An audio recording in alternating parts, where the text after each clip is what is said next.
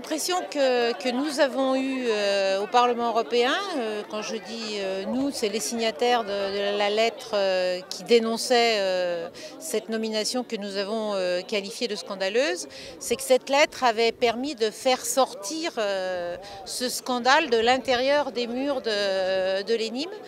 Donc à partir du moment où ces mobilisations sont un peu les conséquences de ce que nous avons révélé, il nous paraissait tout à fait normal de manifester notre solidarité. Lorsque Uribe a été nommé professeur à l'ENIM, c'est vrai que dans un premier temps, on n'avait pas trop réagi parce qu'on ne le connaissait pas. Grâce au travail des différents parlementaires, la lettre ouverte qu'ils ont fait circuler, on a découvert le personnage et ça a créé l'émoi au niveau des collègues.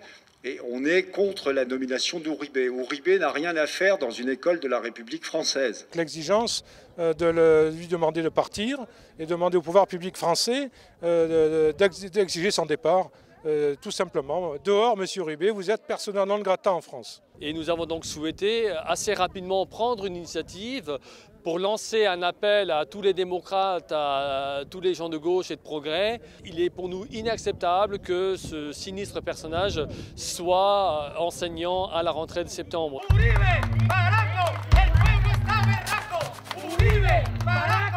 Nous sommes complètement étonnés de voir que M. Uribe va entrer por ces portes. Complètement étonnés.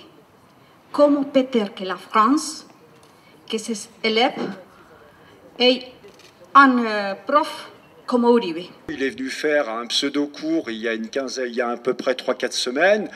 Le directeur avait pratiquement demandé aux élèves de venir assister de façon obligatoire à ce cours et le cours était complètement dépassé par rapport à ce qu'on enseigne d'habitude à l'école. Nous pensons qu'il a une conception du développement économique pour le moins curieuse. L'économique, ça consiste à faire massacrer les syndicalistes, à créer des faux guerrilleros pour augmenter les chiffres de sa politique.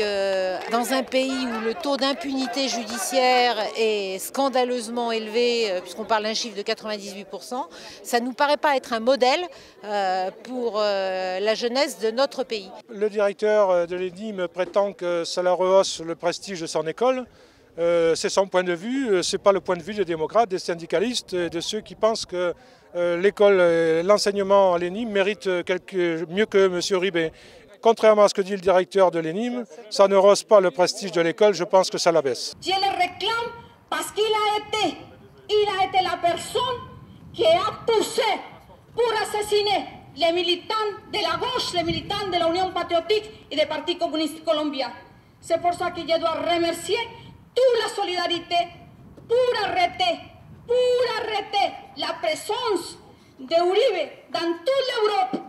Comme ça, dans l'université des États-Unis qui a engagé il y a des mois comme prof à Uribe, la semaine passée, arrêté, a coupé les contrats et Uribe ne sera pas prof à les universités des États-Unis. Moi, à la France. Merci beaucoup. Si d'aventure et par malheur les pouvoirs publics ne prenaient pas leurs responsabilités, nous allons donc créer les conditions pour une large manifestation pour que Uribe soit interdit de séjour à l'ENIM. Nous créerons les conditions pour qu'il ne puisse pas mettre les pieds dans cette école.